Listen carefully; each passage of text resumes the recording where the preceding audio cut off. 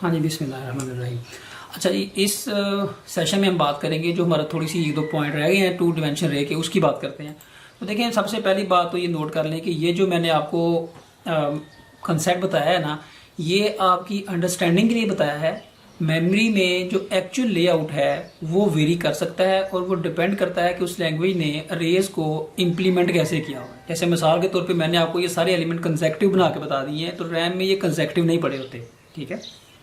इसी तरह मैंने आपको सिर्फ ये एक एड्रेस बताया है, इसमें सिर्फ एड्रेस नहीं होता, इस वेरिएबल के अंदर एड्रेस के अलावा जो है वो उसकी टाइप और फर्दर मजीद मेटा डाटा कह लें या मजीद इन्फॉर्मेशन भी पड़ी होती है। तो अगर आप उसकी बहुत ज़्यादा लैंग्वेज की डिटेल्स में इंटरेस्टेड हैं तो फिर जो है ना वो डेटा स्ट्रक्चर्स का जो कोर्स है वो उसके ऊपर यानी कि उसको एक दफ़ा कर लें। जैसे उसमें जब आप पढ़ेंगे ना हैश टेबल क्या होता है और लिंक लिस्ट क्या होती है, तो फिर आपको समझ लगेगी कि ये इसकी इंटरनल डिटेल्स क्या है। लेकिन वेब प्रोग्रामिंग के लिए उतनी इंटरनल डिटेल्स का जानना बिल्कुल ज़रूरी नहीं है। आप जो है ना वो जो मैं आपको बता रहा हूँ इसके मुताबिक भी ज़बरदस्त तरीके से अंडरस्टैंड कर सकते हैं और चीज़ों के ऊपर काम कर सकते हैं, क्योंकि जब हम बहुत ज़्यादा डिटेल में चले जाएंगे तो फिर हम जो है ना वो अपने इन चीज़ों को उस तरीके से कवर नहीं कर सकेंगे और हम अपने स्कोप से जो है ना वो बाहर चले जाएंगे। एनीवे, नेक्स्ट जो बात है ना वो ये है कि देखिए, ये तो उसका एक कंसेप्चुअल मैप हो गया ना। अब इसी में हम एक चीज़ और ऑब्जर्व करें, वो क्या है जब ये अरे अलहदा है, अब मैं बताने लगा हूँ एक्चुअली कि इर्रेगुलर अरे क्या होती है, ठीक है, और क्या वो पीएचपी में जो रेज हैं वो रेगुलर अरेज होती हैं कि इर्रेगुलर अरेज होती हैं। अब रेगुलर इर्रेगुलर का कंसेप्ट ऐसे है कि देखिए, पहले एलिमेंट में इस वक्त 3 एलिमेंट्स है ना, पहला जो अरे का हमारा एलिमेंट है। तो व्हाट इफ के मैं चाहता हूँ कि पहले स्टूडेंट ने जो है ना वो मार्क्स यानी कि जो सब्जेक्ट के टेस्ट दिए हैं ना वो 3 नहीं दिए, उसने 4 सब्जेक्ट थे उसके। तो इसका मतलब क्या हुआ कि अब मुझे यहाँ पे ऐड करना पड़ेगा, इस जगह पे मैं एक और एलिमेंट ऐड कर दूंगा, ठीक है। लेट से इसमें इसके जो थे ना वो 70 मार्क्स थे। इसी तरह एक और स्टूडेंट है, उसने जो है ना वो सिर्फ एक नहीं बल्कि उसने 2 और टेस्ट दिए हैं, ठीक है। और इसमें फॉर एग्जाम्पल हम कहते हैं इसमें एक के 40 थे और एक में इसके 50 मार्क्स थे, मिसाल ले लेते हैं, ठीक है। अब अपेरेंट और इसके फर्ज करें 3 ही है, तो अपेरेंटली ऐसा लगता है कि यार ये नहीं हो सकता कि भाई ये क्या बात हुई, हम रे बना रहे हैं और उसका जो हर एक डिमेंशन है वो सेम नहीं है। तो भाई ये बिल्कुल ज़रूरी नहीं होता कि आपकी जो रे की अंदर यानी कि जो सेकंड डिमेंशन के ऑब्जेक्ट्स हैं ना वो तमाम रे के ऑब्जेक्ट के अंदर जो है वो सेम हो, ये बिल्कुल वेरी कर सकते हैं। हम जो इसको बनाते हैं ना यानी कि मतलब समझने के लिए तो ये मैप है, लेकिन वैसे आप इसको ऐसे विजुलाइज कर सकते हैं कि ये जो 2 डिमेंशन रे होती है वो एक टेबल की फॉर्म में होती है, ठीक है। 2 डिमेंशन रे एक टेबल की फॉर्म में होती है। अब उस टेबल के अंदर कितने एलिमेंट्स हैं ये डिपेंड करता है आपने उस रे को कैसे बनाया। मिसाल तो मैं कहता हूँ ये पहली रे में कितने एलिमेंट थे, वो थे 1 2 3 4, तो हम कह देंगे कि भाई ये हमारे पास जो है ना ये 1 2 3 और ये 4।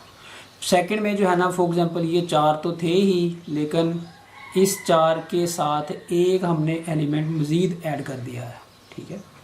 इसी तरह ये जो रे है इसमें हमने जो है वो 3 ही एलिमेंट रहने दिए हैं, लिहाजा ये जो इसमें मतलब ज़ाहिर एरिया है फिर ये इस तरह से नहीं होगा, तो हम इसको आसानी के लिए यहाँ पे इसको रिमूव कर देते हैं कि भाई ये है ही नहीं, ठीक है। इसी तरह ये भी यहाँ पे नहीं है और बाकी हमारा जो काम है वो सही हो गया।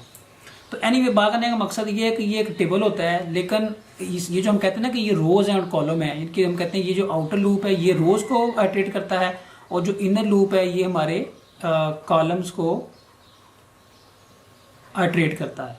तो अब आप इसमें इम्पोर्टेंट बात ये है कि जब आप कॉलम आइटरेट कर रहे होते हैं ना तो ज़रूरी नहीं होता कि हर रो में एक ही जैसे कॉलम पड़े। देखें, अगर आपने सी में काम किया है तो सी में रेज ऐसे नहीं बनती। सी में अगर हमेशा रेक्टेंगुलर रेज बनती है, यानी कि जितने पहली रो के अंदर जितने कॉलम्स है ना उतने ही दूसरी में होंगे, उतने ही तीसरी में होंगे। ये सी के अंदर ऐसे काम होता है, लेकिन पीएचपी और जावा में ऐसे काम नहीं होता। पीएचपी में जो है ना वो आपकी मर्जी होती है कि आप पहले डिमेंशन में ये देखें ना, पहले डिमेंशन पे जो ऑब्जेक्ट रख रहे हैं रे का उसमें 4 रख देंगे तो पहली रो के 4 कॉलम बन जाएंगे। अगर उस ऑब्जेक्ट की वैल्यू जो है वो 5 एलिमेंट कर देंगे आप, तो आपकी जो सेकंड रो है उसके अंदर जो है वो 5 हो जाएंगे। तो यानी कि ये सारा बनाने का मकसद ये है कि ये एक्चुअली कंसेप्चुअली ऐसे ही काम करता है, ठीक है। लेकिन ये जो है ये हम और ज़्यादा मजीद उसको नेचुरल लैंग्वेज के करीब करने के लिए कह देते हैं जी 2 डिमेंशन रे जो है ना वो एक टेबल की फॉर्म में होती है, तो वो इस तरीके से अपना टेबल काम कर रहा होता है, ठीक है। तो एनीवे, अब बात करते हैं कि इसको कोड में कैसे इंप्लीमेंट करेंगे। देखिए, कोड में इंप्लीमेंट करने से पहले एक बात याद रखें कि हमने जो भी एलिमेंट ऐड करना है हमें पहले ये पता होना चाहिए कि हमने वो कौन सी अरे में ऐड करना है, क्योंकि देखा ना कितनी ज्यादा रेज हो गई है।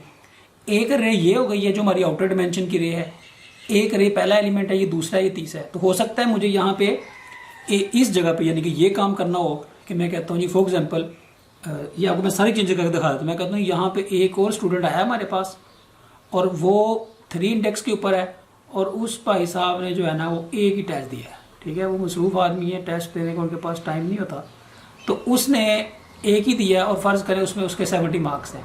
अब देखें ना, ये फर्ज करें इसका जो एड्रेस था ये 4000 जनरेट हुआ है और ये हमने 4000 यहाँ रख दिया।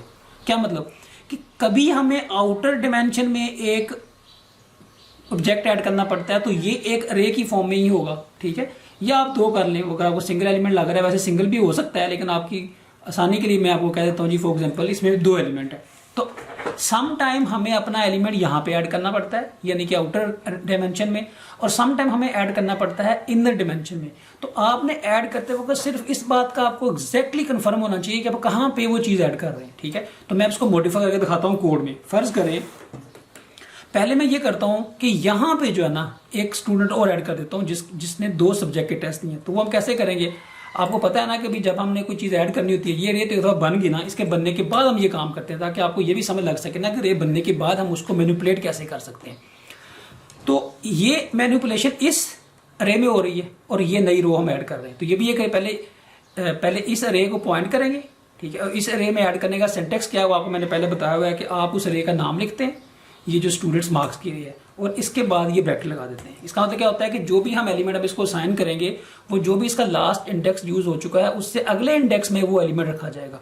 अच्छा, वो एलिमेंट है क्या, वो एलिमेंट एक अरे है 2 साइज की, ये दोनों इंटीजर है, तो हम यहाँ पे एक अरे बना लेंगे। हम कहेंगे कि भी इसके अंदर रख दो एक अरे, और वो अरे क्या है 2 साइज की है, उसकी वैल्यू है 70 एंड 90। हम यहाँ पे कहते हैं 70 एंड 90 वैल्यू इसके अंदर रख दी। अच्छा, फिर हमने चेंजेस क्या किया, हमने कहा है जो पहला है ना यानी कि आप ये जो 0 इंडेक्स पे रे पड़ी है उसमें हमने एक एलिमेंट ऐड करना है। तो पहले तो जिस अरे में आपने एलिमेंट ऐड करना है पहले आप उस अरे के रेफरेंस तक पहुंचेंगे, यानी कि इस एड्रेस तक पहुंचेंगे जहां पे ये रे पड़ी है। तो वो हमें पता है इसका रेफरेंस कहां पड़ा है 0th इंडेक्स पे, तो लिहाजा हम कहेंगे कि ये जो हमारी रे है स्टूडेंट वाली, इसके 0 इंडेक्स पे जाओ और 0 इंडेक्स पे जो रे पड़ी है उसमें एक एलिमेंट ऐड करो। तो ऐड करने का सिंटेक्स क्या है, ये वाला 0 पे जाके ऐड करो। क्या चीज ऐड करनी है, पहले है 30 तक, इसमें हमने 70 ऐड करना है, तो हम यहाँ पे कह देंगे इसमें बस एक 70 जो वैल्यू है वो रख दो। इसी तरह यहाँ पे जाके 40 और 50 ऐड करना है 40 50 यहाँ पे रख देते हैं। हम कहते हैं 40 और 50 जो है ये कहाँ रखना है, ये 1 इंडेक्स वाली रे पे रखना है। तो लिहाजा हम यहाँ पे कह देंगे कि भाई ये जो चीज है ना ये ऐसे ही है, लेकिन 1 इंडेक्स वाली रे पे 40 रखना है और इसी रे पे हमने 50 भी रखना है। कौन सी पे 140 50 वैल्यू है ना 40 50, यहाँ पे हमने कोई चेंज नहीं की, इसको एज इट इज रहने देंगे, और ये 70 90 हमने पहले ही सेव कर दिया है। तो इससे बस कंक्लूजन ऑफ द स्टोरी क्या है, वो ये है कि जब आप एक एग्जिस्टिंग रे के अंदर मैनिपुलेशन करते हैं आपको एग्जैक्टली पता होना चाहिए कि आप नया एलिमेंट आउटर डिमेंशन में डालना चाह रहे हैं या इनर डिमेंशन की किसी अरे के अंदर एक एलिमेंट ऐड करना चाह रहे हैं। क्यों पता होना चाहिए, क्योंकि इसके मुताबिक आपने फैसला करना होता है कि आपने ये सिंबल कहाँ लगाना है। इसी तरह अगर आप रे पुश या पॉप का मेथड यूज करें तो उसको भी तो रे पास करनी होती है ना। तो फर्ज करें मैं कहता हूँ जी कि ये जो एलिमेंट है ना ये 50, ये मैं रे पुश के मेथड के जरिए ऐड करना चाहता हूँ। तो आपको पता है ना कि रे पुश का जो मेथड है वो क्या करता है, रे पुश के मेथड को हमें पहले रे देनी पड़ती है। तो अब मैं उसको जो रे है इनके लेट से ये 40 वाले की बात कर लेते हैं, तो हम उसको ये बताएंगे कि भाई इस रे में यानी कि इस वाली, ये मैं दूसरे मेथड से करके बता रहा हूँ, ठीक है, और ऐड क्या करना है, इसको हम कह देंगे कि इस रे में 40 की वैल्यू पुश कर दो। बात करने का मकसद ये है कि चाहे आप पुश पॉप के शिफ्ट के अनशिफ्ट के मेथड यूज करें या आप ये वाला सिंटेक्स यूज करें एलिमेंट को ऐड करने का, या रिमूव करने के लिए अनसेट का मेथड यूज करें, आपको एग्जैक्टली पता होना चाहिए कि आप कौन सी रे में अपनी मैनिपुलेशन कर रहे हैं, वरना आप समझ कुछ और रहे होंगे और वो एलिमेंट किसी और जगह पे जाके जो है वो ऐड हो जाएगा। तो अब हमने सारी फंडामेंटल बात कर ली है, लूप को चेंज करने की जरूरत कोई नहीं है। तो अब वापस आके अगर आउटपुट विंडो को हम रिफ्रेश करें तो आप देखेंगे, ये देखिए जरा, पहले में 70 ऐड किया, दूसरे में 40 50 ऐड किया, तीसरे को हमने नहीं कुछ किया, और ये जो लास्ट वाला था ये हमने जो है ना वो नई एक रे जो है वो उसमें हमने ऐड कर दी। तो ये जब हम फॉर ईच लूप यूज करते हैं ना तो आपको पता है कि इस लूप को खुद ही पता होता है कि इसने जो है ना वो कितनी आइटरेशन चलना है, ठीक है। और अंदर वाला लूप ही ऑटोमेटिकली फर्स्ट रो के लिए जो है ना वो इतनी दफा चलेगा, दूसरी रो के लिए इतनी दफा चलेगा। लेकिन जब आप फॉर लूप यूज करते हैं ना तो उस वक्त आपको फिर ख्याल करना पड़ता है कि वो कितनी दफा उसकी इंटरनल जो आइटरेशन चलनी चाहिए, क्योंकि देखें ना उसकी जो शेप है इरेगुलर है ना। तो अगर आपका फॉर का जो लूप है वो फर्स्ट टाइम इंटरनल लूप जो है वो फर्स्ट टाइम भी उतनी बार चले जितनी बार सेकंड टाइम चल रहा है, तो वो वहां पे जो है ना वो प्रॉब्लम आ जाएगा। तो मैं बल्कि ये आपको जो है ना वो लिख के दिखा देता हूँ। फॉर एग्जांपल हम फॉर लूप कैसे यूज करेंगे कि आउटर जो लूप है वो तो चलना चाहिए जितना हमारा आउटर जो रे है उसका जो साइज है। तो फॉर एग्जाम्पल उसका साइज क्या है, वो जो हमारी रे है उसका नाम है STDS मार्क्स। तो हम यहाँ पे लिख देंगे कि जो इस यहाँ पे काउंट का फंक्शन लगा देंगे। हम कहाँ कहते हैं यहाँ पे कि जो ये STDS मार्क्स वाली रे है ना इसके काउंट तक चले, यानी कि ठीक है जितना भी उसका साइज है उससे कम दफा। अच्छा, लेकिन जो इंटरनल लूप है, ये क्या गड़बड़ हो गई है, इसको थोड़ा सा खत्म कर लें, 1 मिनट, और यहाँ पे भी जरूरत नहीं है इसकी। अच्छा, लेकिन जो इंटरनल लूप है यहाँ पे हम जाके कह देंगे कि ये जो इसका वेरिएबल j है और यहाँ पे हम कह देंगे कि ये चलना चाहिए। ये इंपॉर्टेंट बात है, इनकी इसको हमने फिक्स नहीं करना। वजह क्या है फिक्स ना करने की, क्योंकि हमारी हर रो का साइज डिफरेंट है। तो हम पहली दफा चाहेंगे कि जब ये वाली रो आइटरेट हो रही है तो जो आउटर अरे का 0th एलिमेंट है, यानी कि ये वाली जो रे इसका साइज, यानी कि इसके ऊपर काउंट का फंक्शन लगा देंगे। तो हम कह देंगे कि काउंट का फंक्शन तो लगाना है, लेकिन किस पे लगाना है, ये जो हमारी रे आइटरेट हो रही है फर्स्ट टाइम ith इंडेक्स वाली, 0 वाली, तो हम यहाँ पे कह देंगे इसके काउंट तक ये लूप चले, ठीक है। तो यहाँ पे जाके फिर हम कह देंगे कि भाई यहाँ पे तो हमें कुछ फर्क करने की जरूरत नहीं है, जो भी वैल्यू यहाँ पे है उसकी को लिख देंगे। बल्कि नहीं, यहाँ पे जो मार्क्स के वेरिएबल में डेटा नहीं है, हमारा जो डेटा है वो हमने उसी अरे में से ही रीड करना है।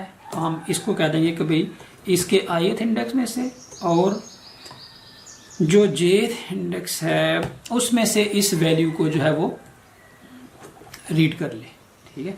तो बाकी चीज़ ये ठीक है। बाकी ये काम ने ये करना है कि जो हमने ये स्टेटमेंट लिखी थी इको की, तो वो यहाँ पे आके भी हमें एक बार एंटर कर देनी चाहिए, ताकि हम जब इसकी आउटपुट पे आएँ तो इसको देखें रिफ्रेश करके, count parameter must be an array or object that implement countable. तो काउंट का जो काउंट को हमने रे दे दी यहाँ पे, और यहाँ पे काउंट को क्या दे रहे हैं,